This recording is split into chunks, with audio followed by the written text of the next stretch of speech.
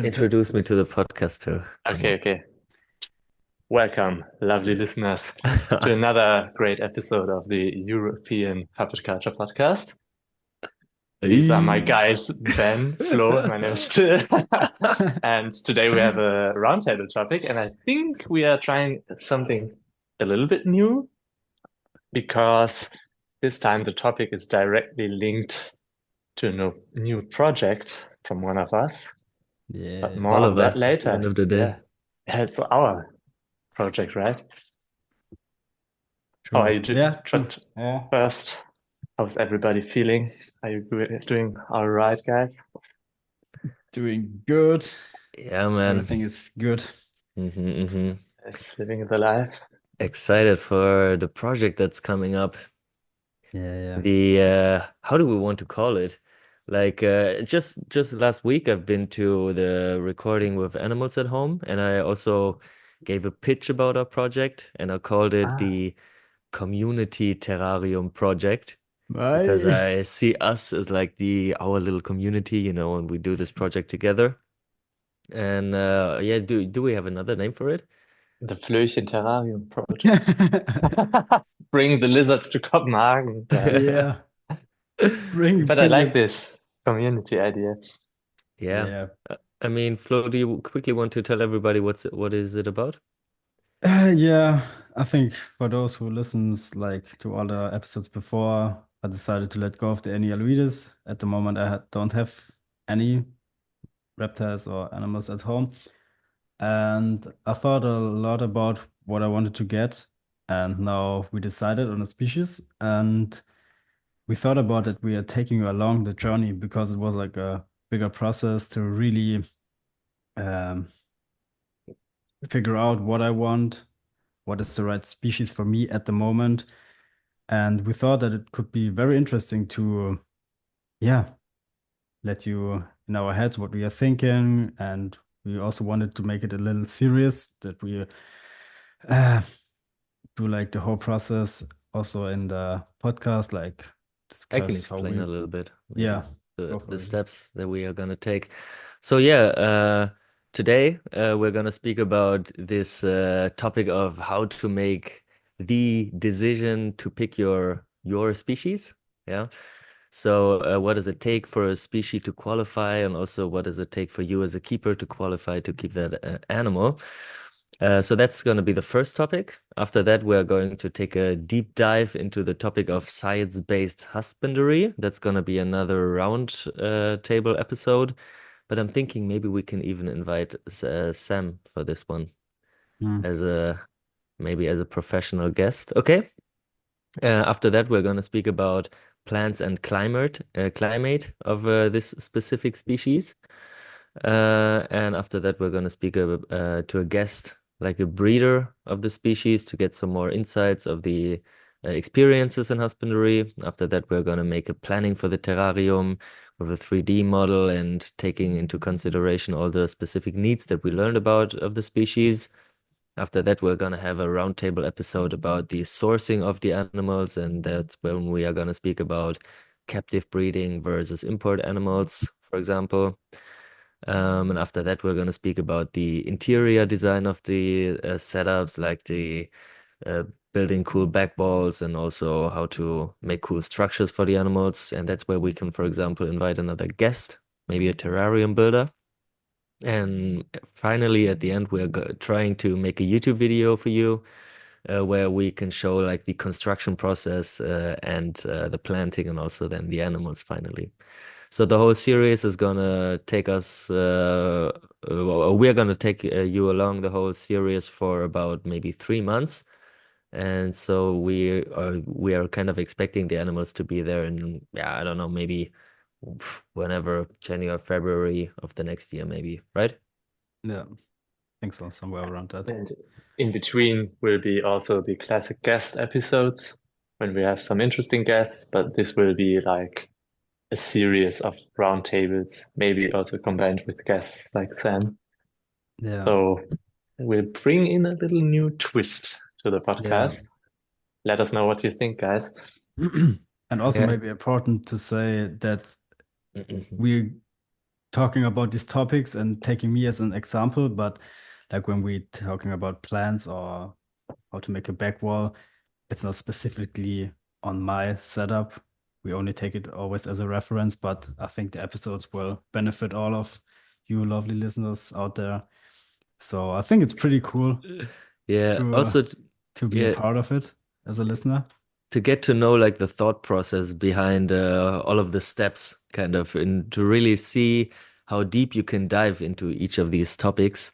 And I think what's also cool about it is that it is the whole process that we're doing, it takes a little bit the speed out of the process of acquiring a new animal. And I'm thinking that's something that is oftentimes just too present in the hobby, like this impulsive acquiring of new animals that you maybe just randomly see at a reptile show, kind of like them on an impulse, get them, and then finally realize that you're not really satisfied with them.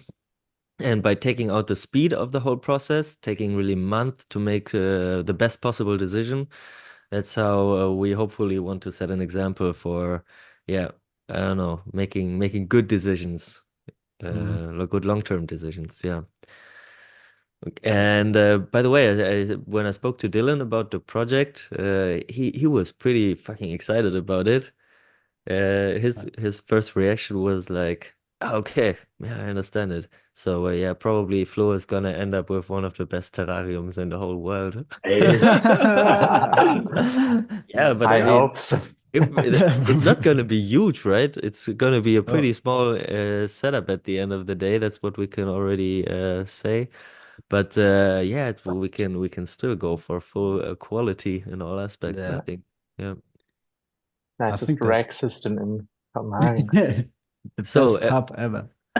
what does it take for you to make a decision about a species? Maybe let's just start with a rough overview. Just give me two or three ideas, and maybe we can just ramble on from there. Till what does it take for you to I make a think decision about a new species? first of all, I need to know what I'm able to offer. Like how much space have I? How are my finances and my time resources? Like what can I offer? For example, if I want to keep mammals that need to be fed twice a day with fresh fruits or something, takes way more time than getting one tarantula that I feed once a week or something. So like space, price, or money in general, time as the rough like base for everything. Yeah. Yeah, yeah, that's true. Yeah, Then it comes to the interests, I think.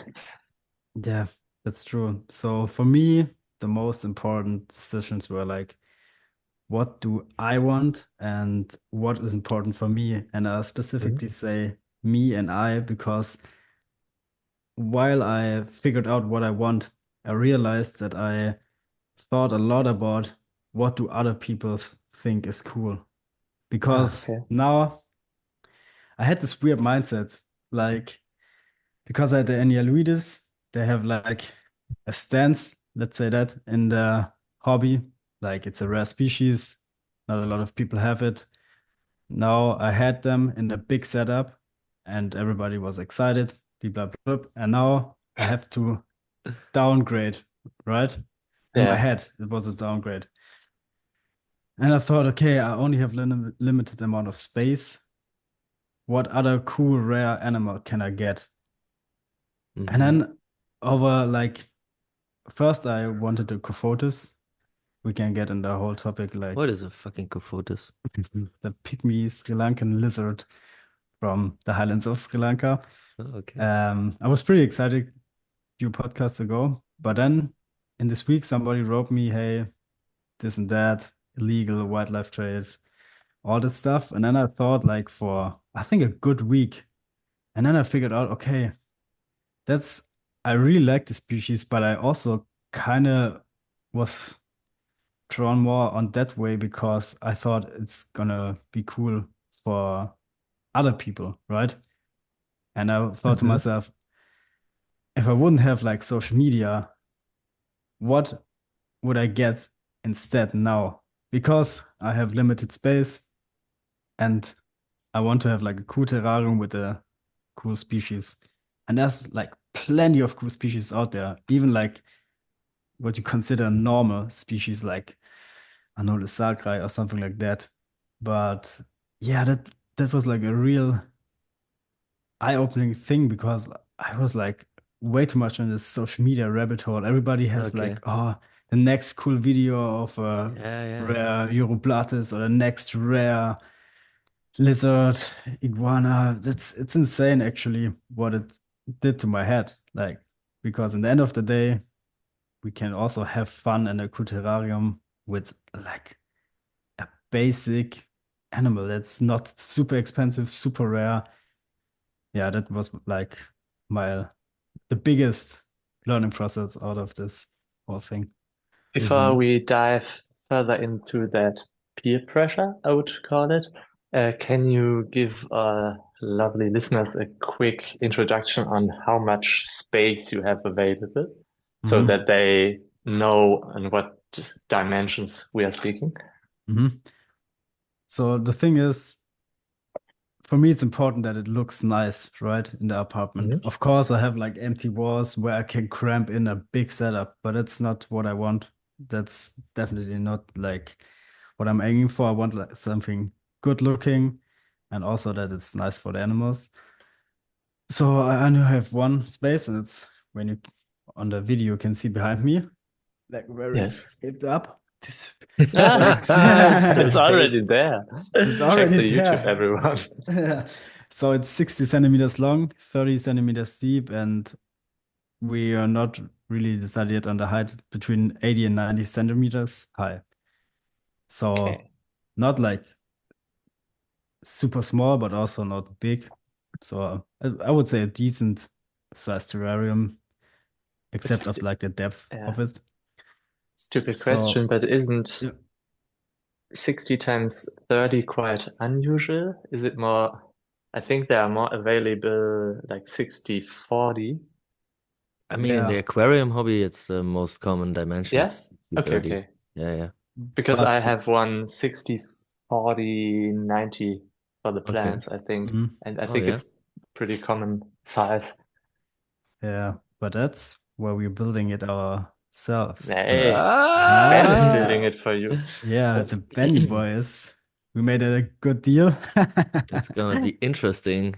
Yeah, so the Yeah. deal that we made is I'm going to Yeah. provide all the materials for Flo's new setup, and we are gonna use premium materials, the best ones. It's gonna be pretty fucking amazing, but obviously the dimensions are not that much huge, so it's gonna be okay in terms of the costs. And in return, I am allowed to recycle Flo's old setup into mine, kind of, to make a hybrid out of it.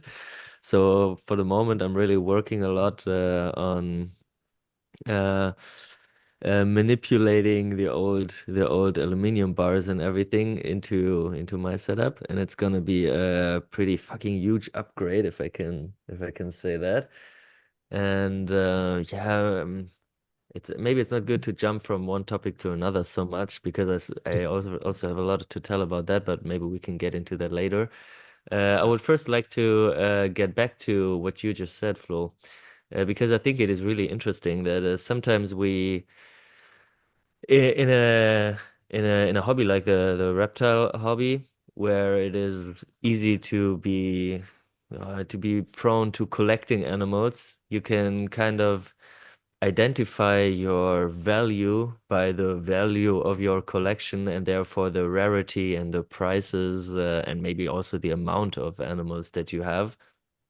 And I think that it is a really dangerous mindset because there will always be somebody bigger and better than you. There will always be somebody with more money.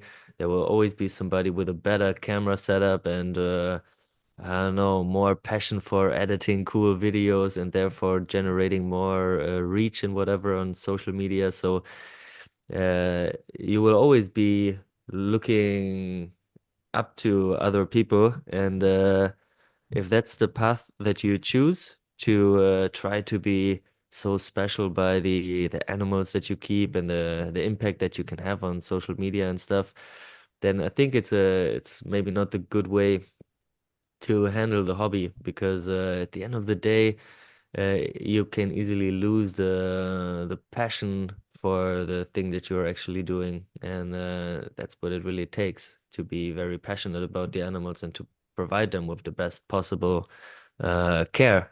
And you are now making in my opinion, pretty strong decision to take a step back from trying to be the guy with the most exclusive animals, maybe cramping them into your apartment, even if you don't really feel like it's the right thing. But you're taking a step back from that, and you're taking the decision to go with a bit more usual species, which you can provide for a lot better. And I think that's a sign of growing up, you can say, you know. Yeah. And I think just a couple episodes back, we talked about the topic of sourcing animals, and that we feel like we as a group, we can source basically everything that is in whatever way available in the hobby if we just take a bit of time for that. So in my opinion, it's not about can I get my hands on the animals? It's more, should I get my hands on the animals? And that's where you already opened up, Till, with these reflection on your own situation. Like, do I even have the right resources to take care of that animal? Do I have the space? Do I have the money? Do I have the time? But also, I think there's another resource. It's the attention that you can give, because there might be some animals that are just more easy to keep. Just they need less I don't know, care, or less just attention. They're maybe just more autonomous. And yeah, so I think you're making the good decision. Yeah, so maybe what can I ask you next? Or is there Yeah, but anything you want to add? yeah, I think also what we have to keep in mind that like of course when you are super excited about a species that happens to be that it's rare, of Yeah, course yeah. it's not the problem. The problem is that you buy animals just to say, yeah, I have this and that animal, right? And I think that's where it comes like gets a little bit tricky. Maybe a short story for the Cofotes because I talked so excited about them episode ago.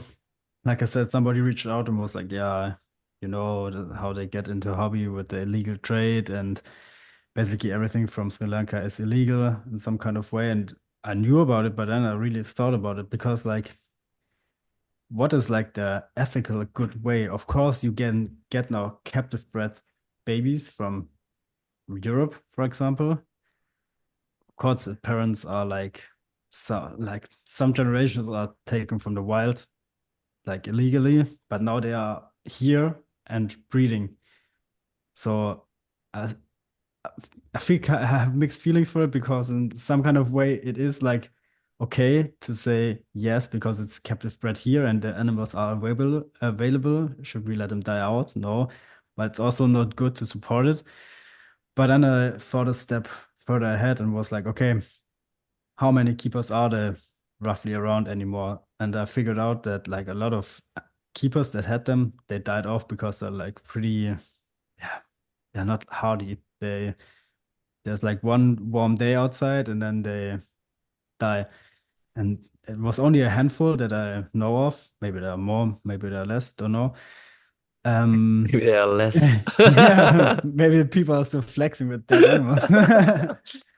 No, but I was like, okay, even when I get like my hands on a species, that's not like when I want to breed an animal and don't have a gene pool to source from, it's like basically a dead end road Yeah. because then I'm having a species that is threatened. I can't breed it in the future because there are maybe coming in illegal ones, or in the end of the day, it's a super inbred species.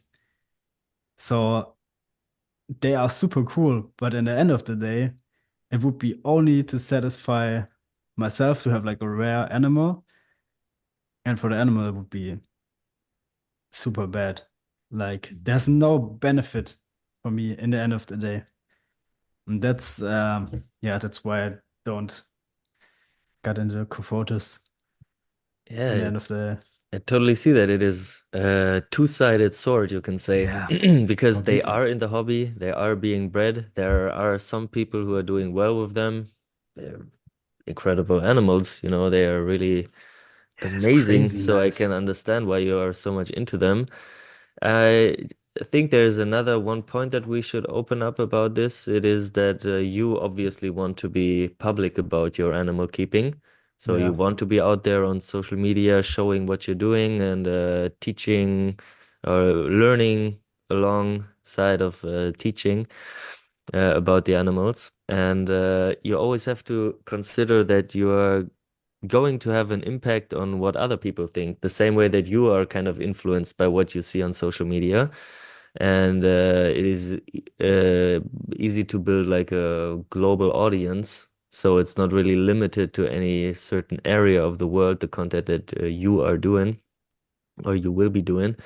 So there will always be some guy out there in wherever these animals might be a little bit more easily available. There will always be a guy out there in China, somewhere Southeast Asia or whatever in the US where somebody is maybe inspired by your content and then goes out there and buys himself some illegally imported animals, yeah, or wild caught mm, animals.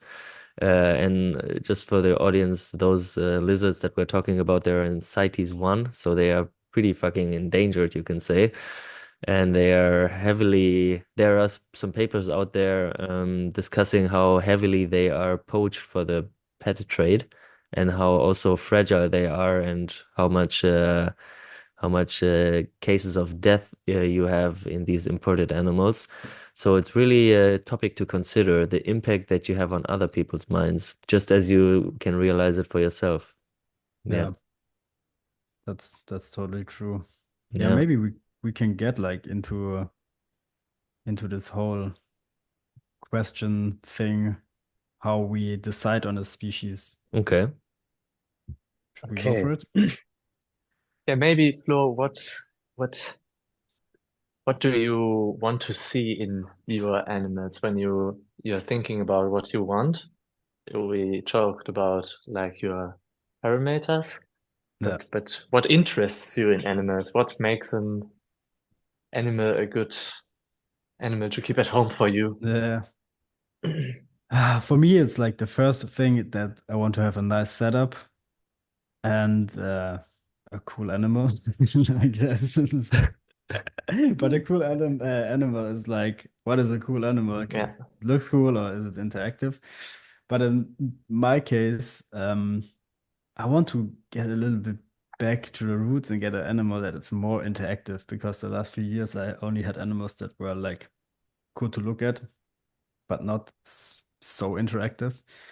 So, but I think my main focus is always that I want to recreate its slice of nature. That's always number one for me. Yeah. get some isopods. Yeah, yeah, could Just a be. nice planted tank. Yeah. And yeah, that's at least for me. How would you decide, Ben, when you are looking for something new? Yeah, it is actually a difficult question, to be honest. I've been Yeah. thinking about it for quite a bit, and I most of the time try to be very rational about thought processes and decision makings like that. And I can maybe try to break it down. But first, I would like to point out that it is also a gut feeling for me. There are Yeah, just some animals that just that I feel so attracted to. And the thing is, I realize it more and more that it is mostly also the species that I was fascinated by as a kid that are still in my head today. And it didn't really change so much. Maybe I got to know about some other species that I just didn't know about before. So I got some new species on the radar as well. But there are for sure moments from back in the day when I was still a kid, and I was just fascinated by semi-aquatic lizards, for example, and I still am today.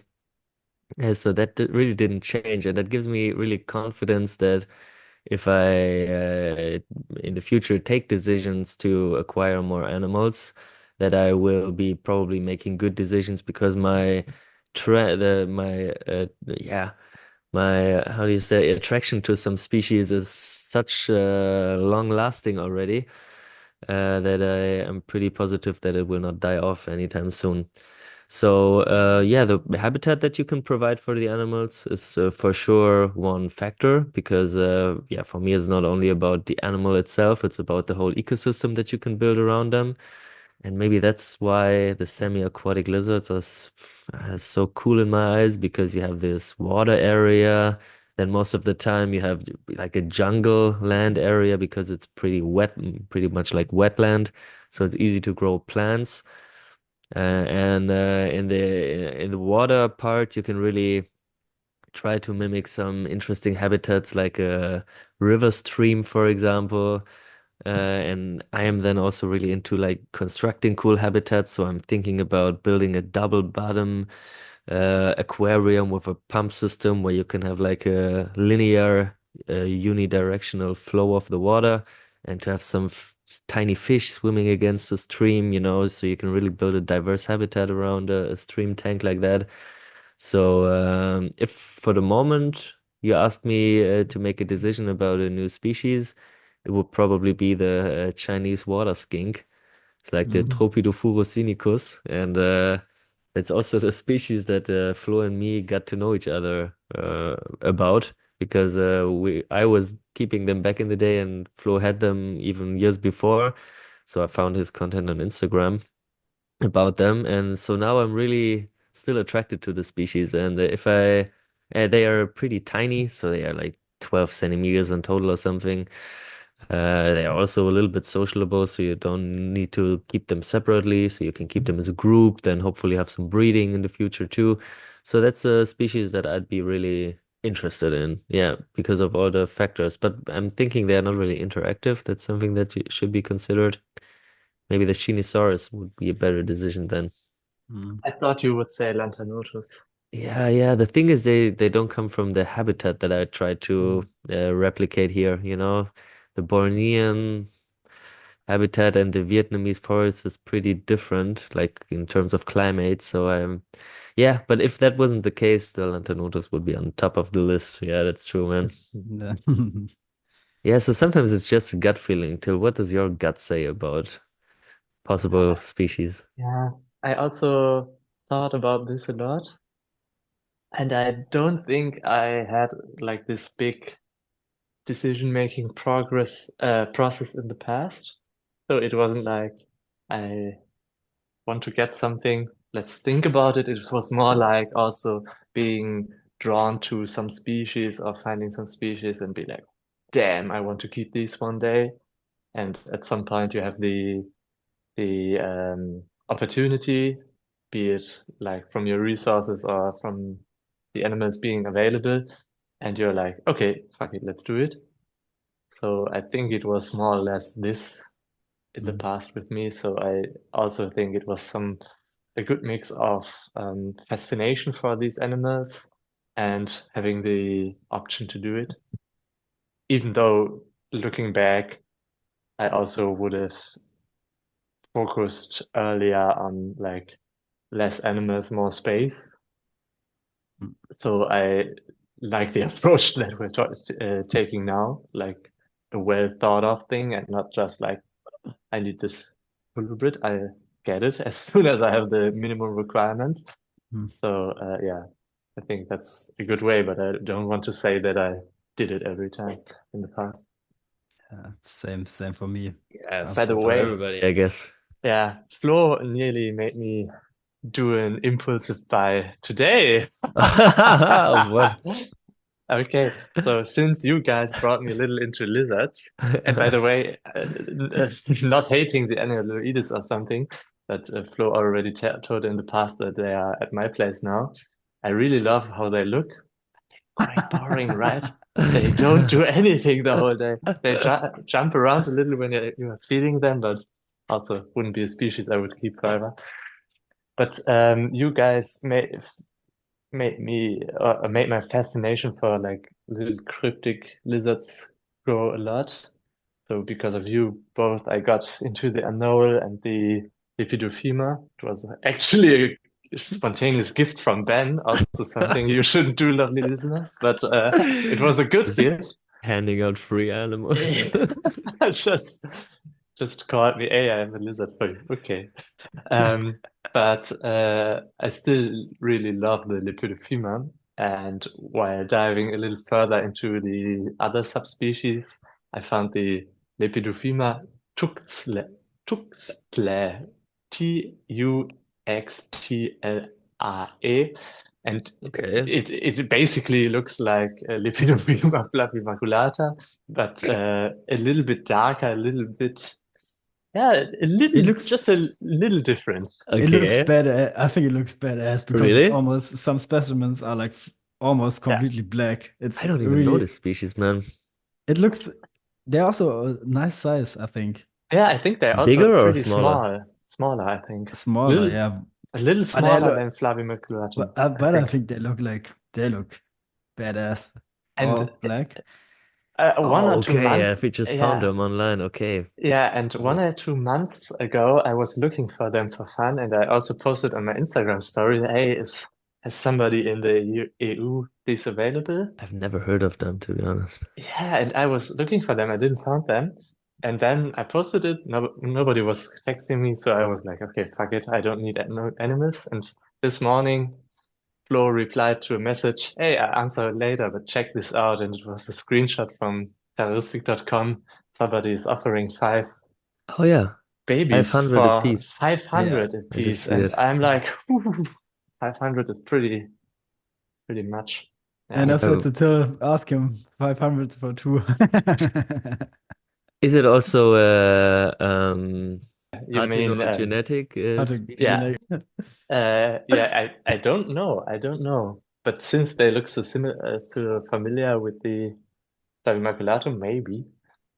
I, I'm tempted to write him and ask if Yeah. these are wild caught or captive bred, and if they are captive bred, if he has seen some breeding or if he had just a female alone. The thing is, he offers them as 5 undetermined sexes. Yeah, So if it was parthenogenetic, then he would probably offer them as 5 females. true.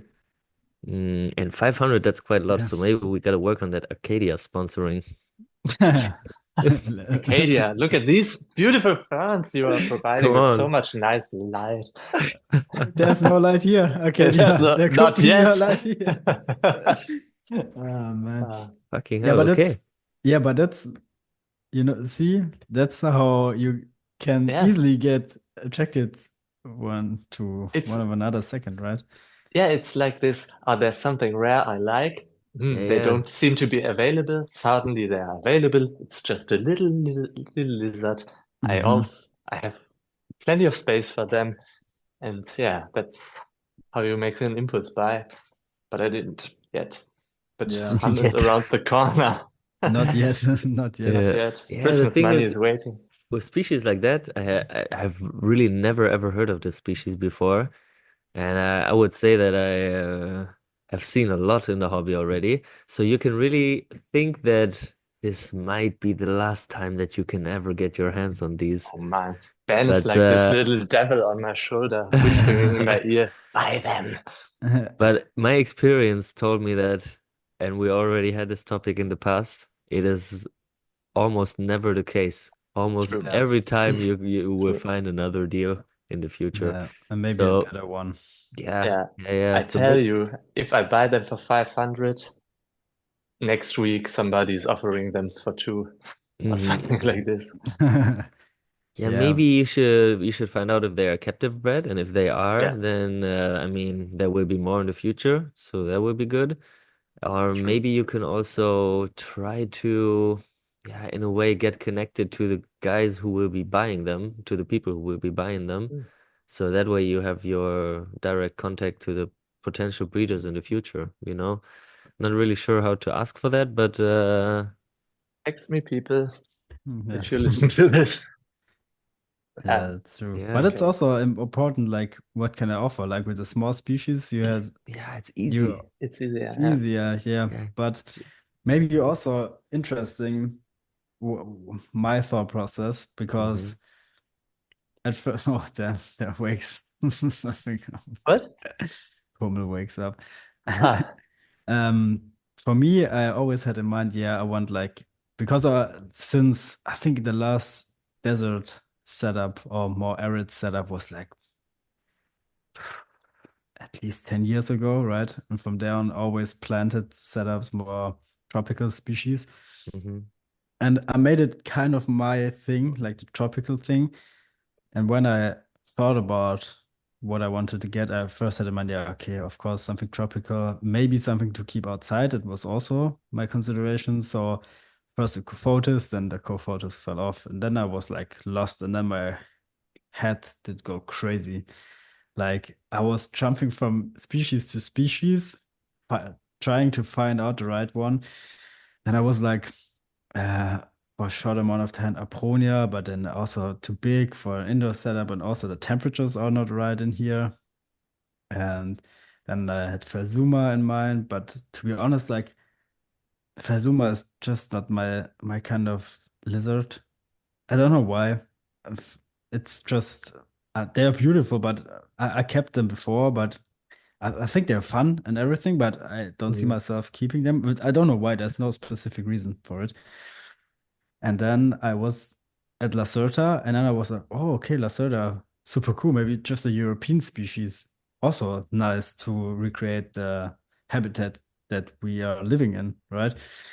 But then it was also a struggle. Okay, I have this indoor setup. I could build one for outdoors, but then for what do I build the indoor setup? Because if I buy, for example, Lacerta agilis, it's going to be outdoors mainly. And then if you want to give them proper care, you have to hibernate them.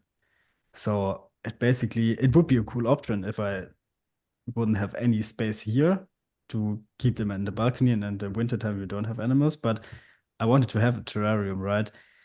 That's also not ideal. It would be okay for the size of the animal and the size of the enclosure and the interactive part. Well, even that can be discussed, I think. Can Yeah. be, yeah. Okay. True, but it's also not Yeah. the right choice. So, and I was always like, nah, not the arid species. And also that's also only in my head, right? Because for me, only a planet setup can look good. And then I thought to myself, why? Like the desert is not just like sand and rock. There are also like microhabitats, and also like a little bit more humidity, humid areas, and also pretty interesting. You can build a super nice back wall. There are interesting plants as well. Just because you don't know it, it don't mean you don't like it, right? And so I started to look for species like in the arid environment, and then I found the species. I have to say, I've seen them before. I always found, yeah, I don't, should I say it? Don't know. Okay, yeah, the Prosturus carteri, so the scorpion tail gecko from the Oman. Okay. And I've seen them before, and I always think they were super cute. And to be honest, it was like one of the main things because they are fucking cute. Yeah, And these huge and eyes and just a yeah, funny body shape and the head and the yeah, tail and everything. yeah, and interactive, like a cool little species to interact with. They are like what I read and have seen, they are out day and night almost, like they are active whenever. They lay quite a good amount of eggs, and they feed on a lot of things. And I even thought like there are many, like Oman is also, I don't know how big it is, but they come in like different niches. There's like this one Marasi Island, I think it's called. It's much more humid. Like the average humidity over the year is like 70%. So also higher humidity, but there you have to look for what kind of locality you're getting into. That it's really like fluctuating, like humidity and temperature cycles. And I was like, okay, perfect. I think these will be like the perfect fit for me, because that's everything I'm looking for. I can create a super cool enclosure. I have a small interactive species that looks super fucking cute, and also looks pretty beautiful. Like some of them have like white stripes, some of them are more pinkish. And I think I'm really looking forward to Uh, keeping them. And they're also available, not that yeah. expensive. I think for a pair, like around 250, 300 euros. So also not And I insane. think it's also pretty much easy to breed species, right? At least you can Yeah. see them captive bred, available What's pretty easily. cool So, is that I watched a video of Frank Payne. He keeps them as well, and he just lets the eggs in the enclosure, like in a separate box, but day and night cycle with the eggs. I'm also a okay. fan of that. And then they hatch out, and when they're a little bit older, he lets the young in with the old, even. Man, to build like a little family group. Yeah, yeah. Man, that's I think a cool. friend of mine had these or has these, and he was looking to relocate his. Maybe I can ask him. Really? Yeah, Damn. From Germany. yeah, from Cologne. Ah, okay. Yo. Interesting. Damn. Yeah. Dope. I just remembered. I think he asked me beginning of this year, something like this. Yeah, I maybe. asked, but I don't know which subspecies. Yeah. I mean, I'm not like fixed on it yet. But yeah, and then I made like a small concept of the terrarium, sent it over Ben, and I think it's gonna be pretty cool. Wall-mounted setup, man. Yeah, yeah, Yeah, but first maybe let's take a step back and you mentioned Frank Payne from yeah, Living Art. He's a guy from the US, pretty popular in the hobby. I guess most people know about him. I think he's the perfect guest for like the breeder yeah, guest episode to get really in-depth knowledge about the species. And also, he will be the right guy to, have a discussion about the Cofotus topic as well, because he's keeping them oh as yeah, well. So he's yeah, really working with your two kind of top choices for the species. So I think he would be a right fit for that. yeah. Did you ever speak to him like on Instagram or something? Some messages back and forth, but not like on a Hmm. constant basis. But I think it's like I really like him because he's in this smaller species that you can easily keep at home, and I really like his kind of way of keeping and breeding them because he breeds it on like a not like a large scale, but more than like an average hobbyist, and he still provides them with good care, like not the full potential. He always says it himself, but still, he has some pretty amazing species, and I actually looked a lot in his YouTube videos what I could keep, what is maybe possible for me. Hmm. So we'll be the first guest out of the European Union then. If Yeah, he but if agrees to you, come on the pod. yeah, if he agrees to come on. Yeah, I mean, if he doesn't, man, I'm gonna unfollow him for sure. Yeah. Okay, shots fired. Yeah, okay. No, but I think it can be a very, very cool guest. Yeah. Yeah, yeah, but I think Speaking, like, oh, yeah, sorry. so I just wanted to say that you really, I know sometimes it's like you want to get into a species and you wanted to have it now, but really think about it. Like, what can I really offer? I made that mistakes when I was younger so many times, like offer the animal the bare minimum, like, oh, 10 centimeters smaller than closure. Yeah, I think that's fine. It's almost the size the book says, so Yeah, and the book and says that's some crap shit already. yeah, True. Yeah. and that's just not it. Yeah, okay. Yeah, I totally get it. I think you're really onto a good project there. And maybe after, if you ever move to a new apartment and can provide more space, maybe you will even stick with the species and then take the decision to get a second Yeah, setup. Maybe you don't have to force yourself into only keeping just one, Maybe when the time's yeah, right and you want to go for a tropical setup again, I mean, yeah, can do it. yeah, We but it's got your also back like with the plans, man. yeah, but that's also it. What I also learned, I was like way too focused like on this one thing. I was always Mm. like obsessed with it. Mm, Now I Yeah. feel like I'm more like open-minded because when I think about it, I lost a little bit also of the fun of the hobby. Yeah.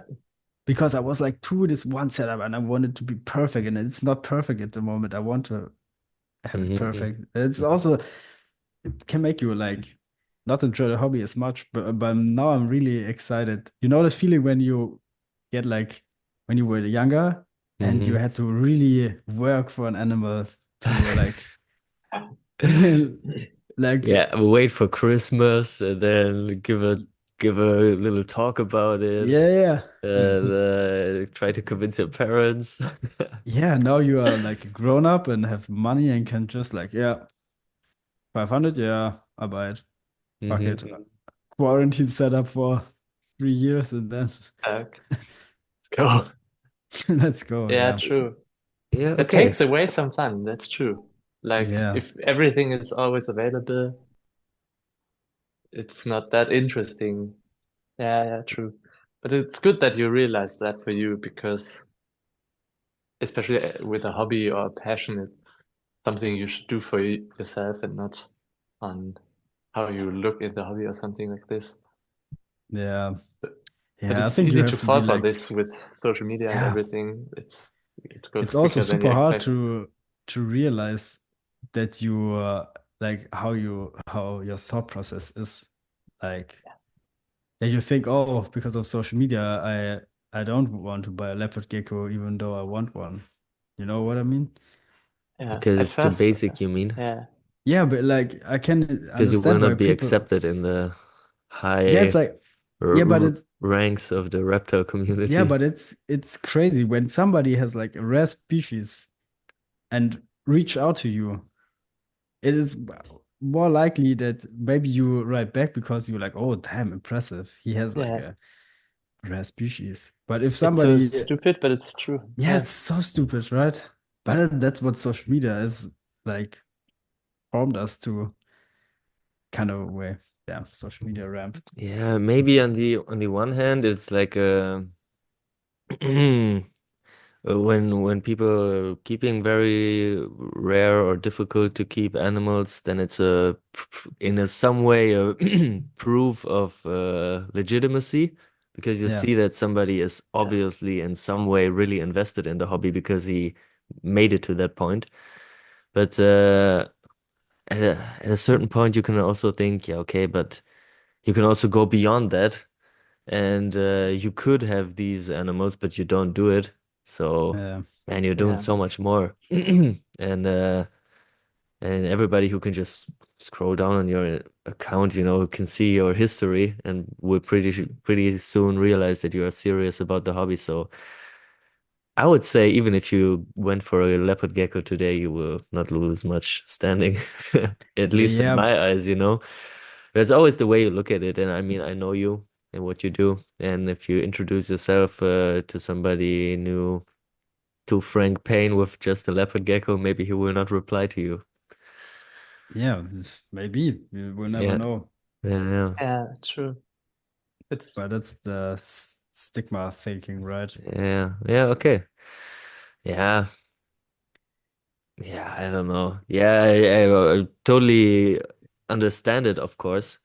Because in the bubble that I'm moving in, it's or how do you say? In the bubble that I'm busy with, it's mostly the small mammal bubble, and there's also like the people who are I want to say just working with hamsters are Mm, sometimes maybe not taking so much seriously in the beginning, but I quickly learned that there are people breeding, for example, wild types of dwarf hamsters, for example, just to keep them alive in ex situ in captivity.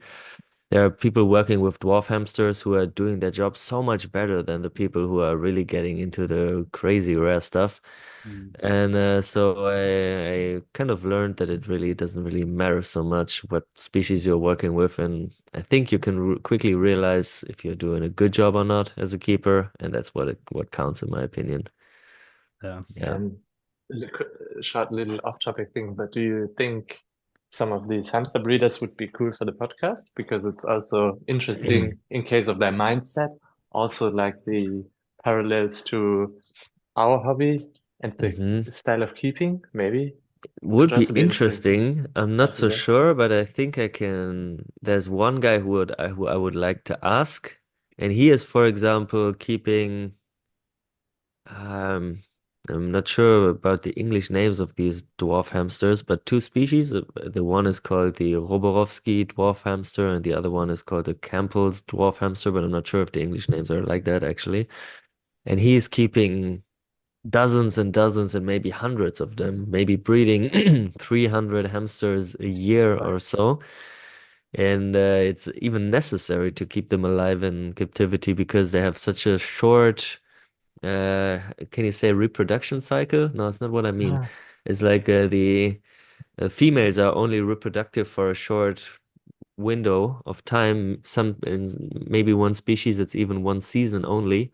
So if you do oh, not continuously breed them as much as you can, if you stop for just one season, you are prone to losing your population kind of because in the crazy. second year the females will probably not reproduce anymore. So he's going all in on the hamsters and a lot of them he's giving away to just people who want to keep them as pets, but he needs this excess Yeah. of animals in because there will be times of shortages.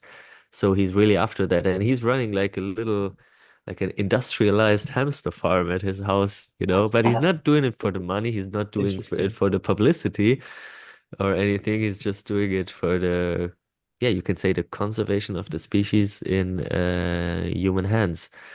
And they are really, even though it sounds like such familiar animals, yeah, the fucking dwarf hamsters or something, they are really not common to find like with a pure genetic line.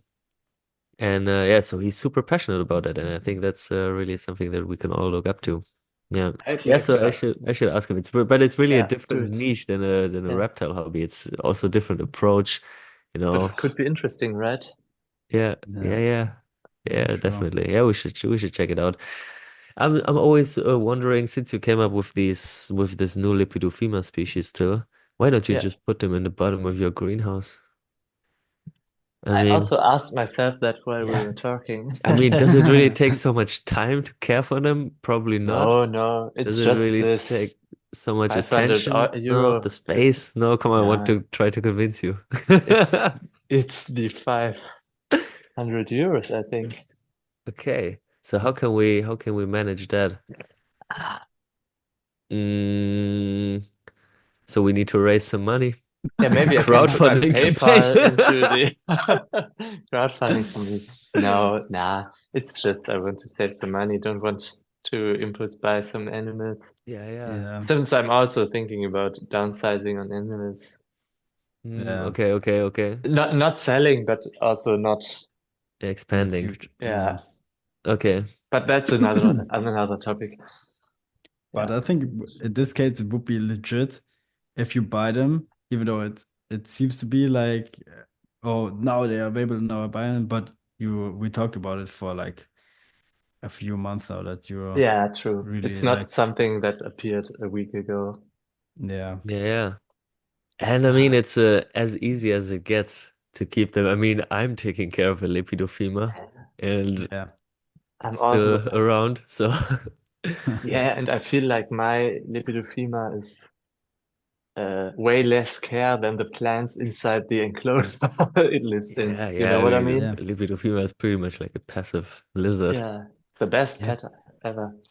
Yeah, But and yeah. they are But amazing. Yeah, so I yeah, get they're it. super cool. But same with the Enyaloides, right? I mean, I picked the species because they look nice, and you can have a super nice planted enclosure with yeah, like fragile plants because they don't move much. but Yeah. they also bore me a little. With the Lepidophyma, I never know where she is, what she's doing. And when I see her once a month, I'm like, oh, nice. And Yeah. with the Enyaloides, it's like, oh, wow, you're sitting on another Right at the branch same than a spot. week ago. Yeah. But I think it has to do something because they are on the ground, 100%. Because they are Hmm? not on eye level. Because your enclosure Ah, like okay. Yeah, stands on yeah. the ground. True, I true. swear if you would put them in the greenhouse, they act a little different. They would eat 100%. my anole, probably. No, no, Yeah, they would. no. And they would destroy the Anthurium clidemoides and the nice Malgravias. Priorities are Such set, my friends. such a bad reputation for the Aluides now. Yeah, now you can't sell them. Sorry. Nah, they're cool animals. I really enjoy keeping them, but I wouldn't get them for myself forever. You know what I mean? I Yeah, but I really think like to like keep it's them for now. yeah, same. But the thing is not same. Completely stupid. I know what you mean, but Yeah. also I think the male is also not like in a nice color since Oh, you you oh, should have seen it in like a week ago. oh I really? was Yeah, looking in send there me at send me night. pictures, bro. I Yeah, I never don't sent get pictures. I also it. don't I also don't post them. They are like the rarest animals that I have here, and I I got like don't five take pictures. pictures since they Ah, are there. true. I Oopsie. basically don't know if they're still alive. Like last week, I thought about maybe Till is hiding that they are dead. Fuck, now my reputation is fucked. Okay, Uh, I'm posting some pictures. I have to take no. some. Some nights ago, the male looked pretty nice, very light colored, some Mm. white in there with the red, and also showed some green, but only in the night. Oh, really? Yeah, okay. But I'm super excited how if the whole deal is like taking place, but I'm pretty sure of. But if they are at this place that they're supposed to go to, I'm really curious how it will turn out. Hope it for them. It's gonna be insane. Yeah. All right. But I think today we are only making a short episode, right? Because There's What there's time is w- it? one more topic that I would like to open up with you, but yeah, it's a different one. So I just wanted to ask you if you feel like we have dealt with the topic enough, how to make decision about a species. maybe summarize it like in a quick like I think the most important stuff is like ask yourself really what am I capable of doing? What can I provide? And for me, most important, what do I want? And And really be why? honest to and why. Really be honest to yourself. I think that's the most important thing. Be honest, and even when it's like when you figure out, oh fuck, it's not going to be how I would like it to be, it's better in the end of the day. So that is my advice. Ask yourself, what do I want, and Yeah, just be true. honest. Take your time. Take your time also. Yeah, take your time is also. Think Um, about it. I quickly mentioned this Animals at Home episode that I took part in last week, and the topic of it was finding the vision for your hobby and executing it. So I chose this topic because I think it's really important and it's kind of related to what we are speaking about right now. And I built a Notion software tool to kind of go through the process that we described today. And just for everybody who's interested, you can just jump on my profile or also just wait for no, just check out the Animals at Home episode because it will be published in a few days, and our recording will probably be published after. So you can just check out the Animals at Home episode, and this Notion tool will be linked over there. And to everybody who is interested in that, I think it's a cool way to reflect yourself. And I think what's really helpful about the whole process that we spoke about is to take notes and to write down your thoughts, because otherwise you will just be confronted with a whole mess inside of your head and you will be jumping from one topic to another or from one species to another, and everything is so cool and don't know what to choose. So maybe it's cool to write down what you're thinking about and then prioritize also according to how much do I like the aesthetics, for example, of the animal, how much do I like a potential habitat for the animal, how much are they interactive, blah blah blah, and then rate them according to different parameters and then take a decision. Yeah, because it's important to make a good decision about a species, because at the end of the day it's about enjoying the hobby the most, getting the most out of it. And yeah, How much are you asking for the tool then? €1 or more. So I'm asking for a donation of at least €1 because I Oh, didn't want to give it away for free, because I feel like if you take something for free, you right. don't value it enough. So I think €1 or It's more. a fair price. But Flo and I got it for free. Just saying. Ah! Just kidding. Yeah. So just today, or Till, did you want to add something else? No, I really like the idea of writing things down, making your mind up, think about it, even visualize it. I really like that Flo is always scribbling something. When he's showing us his ideas for an enclosure, he's always drawing something, and I really like this to visualize the idea of an enclosure. But that's the Mhm. next topic, I guess. So, Yeah. yeah, but Yeah. picture Alrighty. yourself with your new animals or something like this. Yeah. Yeah. Okay, maybe just to open up another quick topic. Yesterday and also today, I've been busy with a potential new, like a little client project, you can say, a terrarium project. And it's a 3D motion design studio from my city here called Okay. Acid Soup. And Okay. they are asking for a terrarium for their office installation. And so yesterday I went there to just to get a quick idea of what they are thinking about, you to check out the space, take some measurements and so on. And I offered three concepts, and we we already kind of made a decision for one of the concepts. I just quickly would like to pitch it to you. Okay. Yeah. Yeah. One Go for it. question I had. How did you get in contact with them? Did they contact you or did you make some cold call? No. It's not cold calls. It's more through my personal friends and stuff. I sort of like Like network. actually, I'm friends with the owner of the studio, Ah, okay. and so then I got to know the people there, and then they know what I do, and then the Instagram and stuff, and so that's how it evolved. Yeah. Okay. And they have a space available of about a meter 70 by 40 by 1 meter Okay. 80. Damn. So pretty huge. I was Okay. Okay. surprised. I was expecting something really smaller, but Wait, it's 80 or 180? 180. Oh, damn. So pretty much Okay. like a square format from the front, like the size of a mattress, you can say. A Mhm. full queen size mattress. Less deep Damn. than your setup, Till, but huge. Yeah, but very long. How deep The again? length is 30 or one 40? 40. 1 meter 70 by 40 deep by 180 tall. Oh, And I prepared like three r rough concepts that you can go for. The one was to build like a tropical rainforest habitat. The second one was like to build a more like a paludarium style with a waterfall and vampire crabs, which can what then was be the called species for the first one? Sorry. not just plants. Ah, okay, sorry. Yeah. Or maybe morning geckos, but not really. Yeah. It was more thought to be like a plant setup. And the Okay. third, so the tropical forest, the paludarium with maybe crabs, but more like water features.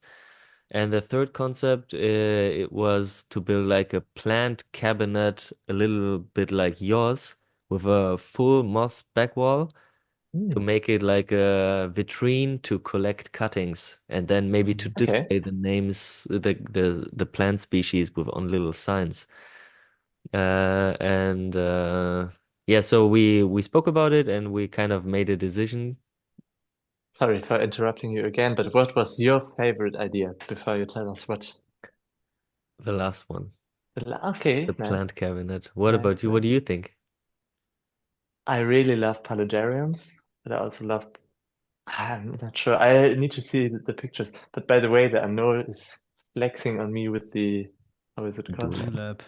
Julep right now. Sorry. Okay.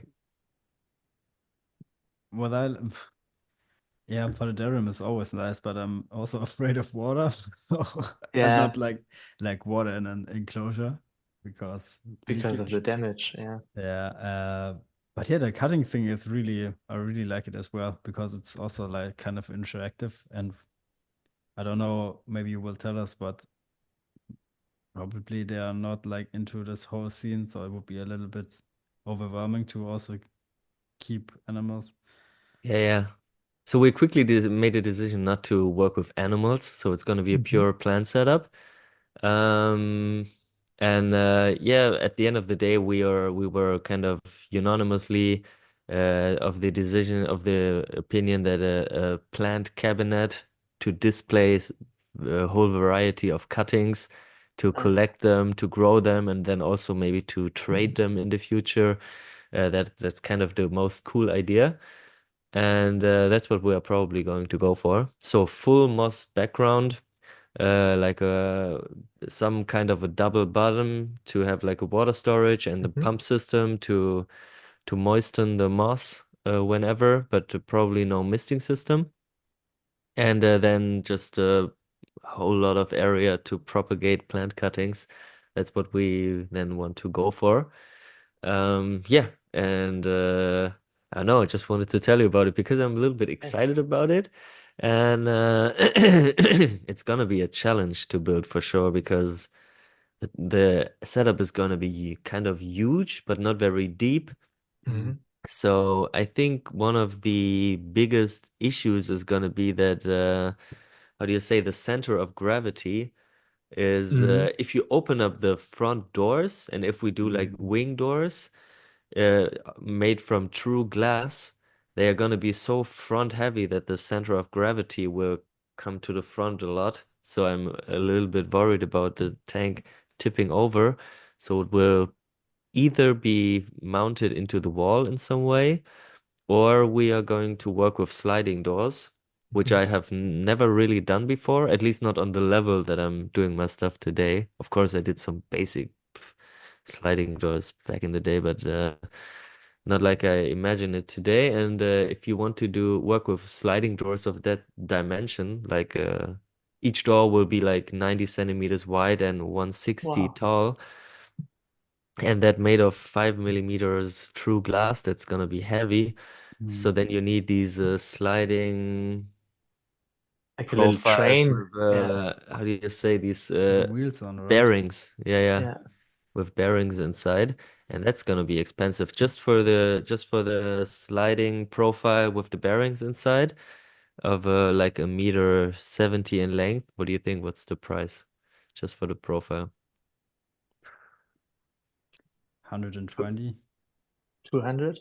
Yeah, for the moment I found it for 200, Wow. 199.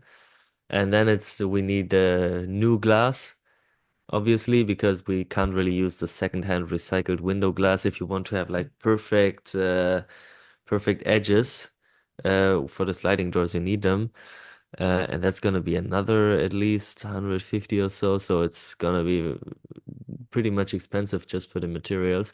So we will see if we go for that option or go for the cheaper way to build it with wing doors, because then you don't need the profiles and you can use the secondhand glass. That's where we can easily save like 300 euros or so. And yeah, so that's going to be an interesting process to see them as like a client and to really work out an offer for them and then to close the deal and then to execute it in a certain amount of time. And then yeah, to also to see like a hopefully satisfied customer after that. It's yeah, we're pretty much excited about it. Yeah. Another thing, what could be a little challenge with like the level of depth could also be the lightning, because Yeah, this one yeah, is 60 centimeters yeah, deep, and it's also difficult now that I have this bright light behind me and something is shining more into it from the side. yeah, yeah, It gets better down there. Now there are also plants growing better at the lower level of my greenhouse. But at the top half, everything is growing super good, and I regularly have to trim it back so enough light comes down.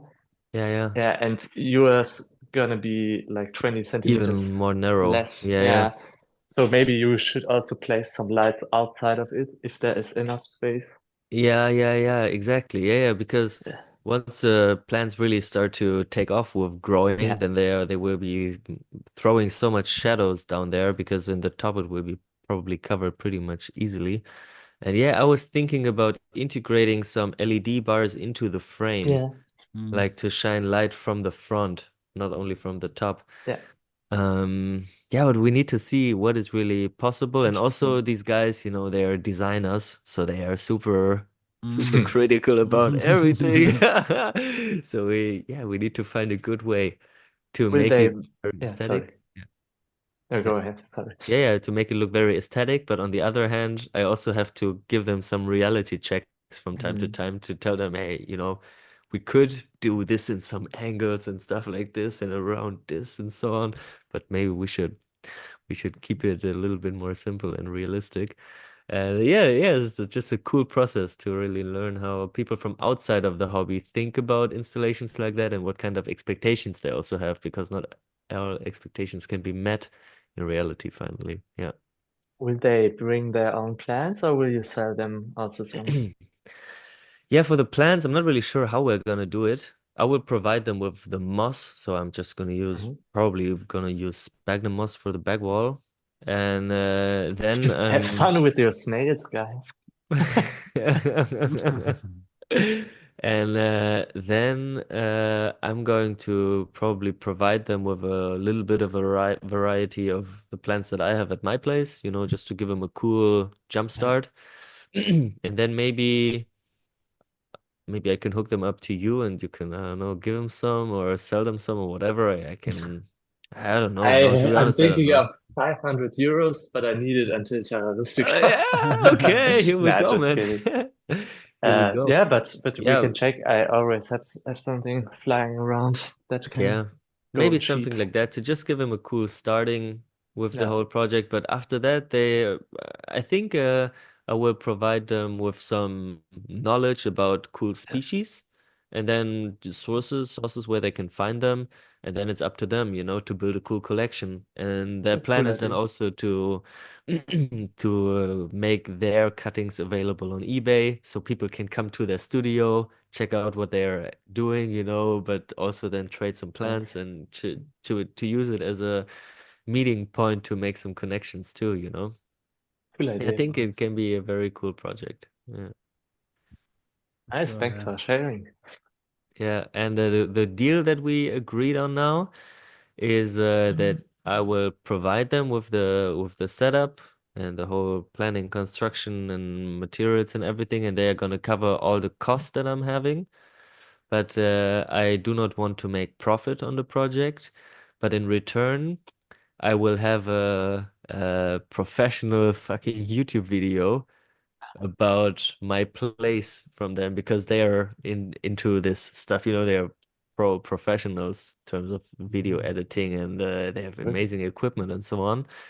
And for the moment, I'm doing a huge rebuild of my installation. We already spoke about it a bit, when I said that I'm implementing Flo's setup into mine, kind of. So I'm gonna be a bit busy about that. Flo? I just wanted to say Okay. something. So I'm gonna be a bit busy with that for another week or two. And once that's done, I'm taking some footage along the way, just the way that I always do it, some basic construction footage and so on.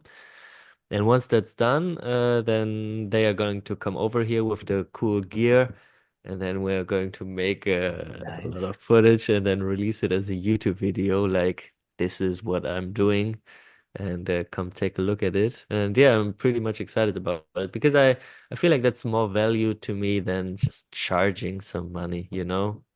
Because they have just resources that I can't use or that I don't have access to by myself.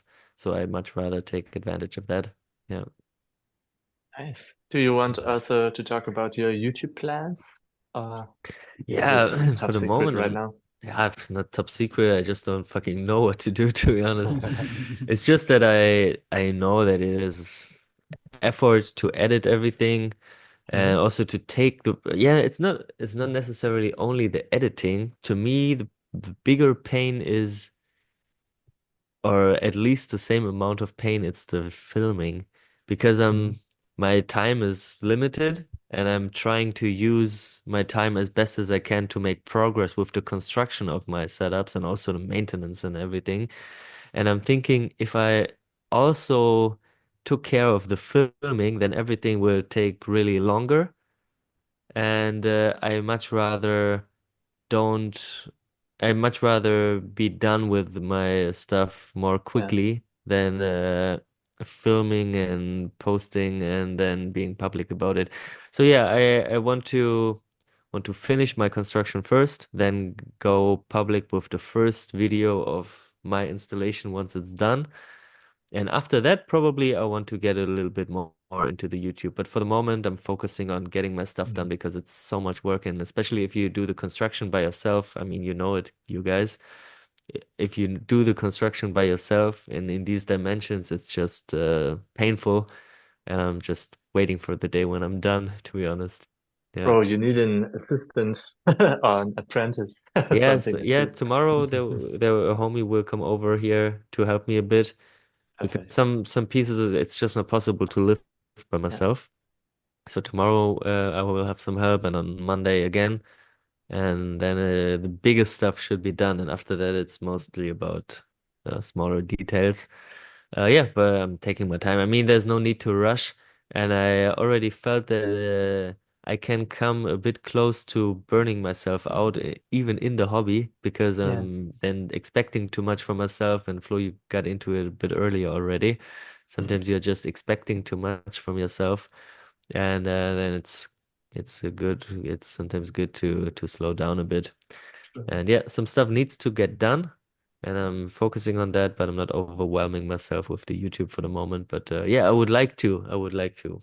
Yeah, because I think at the end of the day, why not be more public about what you do? Because if you can add value from the just from your knowledge and from your project, and some other people can get inspired by that, and the hobby will, I don't know, benefit from your work, why not do it?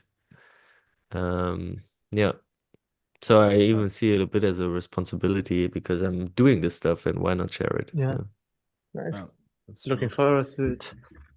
Yeah. Yes, We'll see. Yeah. perfect. Very Okay, nice. so that was it for today, or anything else you want to add, guys? No, I think Comment we're something nice, please. Okay, I'm excited for the Lipidofima till. I'm excited about how that's And going. now we talked about it so much, maybe other listeners buy them, and I'm not able to get them beforehand. Yeah, pretty sure not. Okay, Alrighty. so everybody, thank you for sticking around until the very end. Um, yeah, what do we have to say? Like, comment, and subscribe. Check out the Instagram. Reach out if you want to know something or if you have some ideas about improvements. And other than that, yeah, it's till. Don't forget to check out the Animals at Home episode with Ben he talked about. Maybe you can link this also somewhere. We all can And find it by yeah, yourself. We're not gonna you link can this find shit. it. And big shout out to Dylan for the support and for platforming our little construction worker, Ben. Yeah, man. Yeah. Okay, All so right. next episode is going to be about science-based husbandry. It's either going to be a roundtable or with Sam. Is it Sam or Sam? I'm always not sure. But not the next episode, but the next episode of this little We are going to series. record. Yeah. Yeah. The Okay. next episode will be with an So interesting guest. are we going Yeah. to ask Sam if he wants to take part? I mean, why not? Let's go. I mean, he's the Yeah. perfect guy to discuss this topic with, man. Yeah. Okay, That's it. everybody, Peace peace out. out. See Choo. you.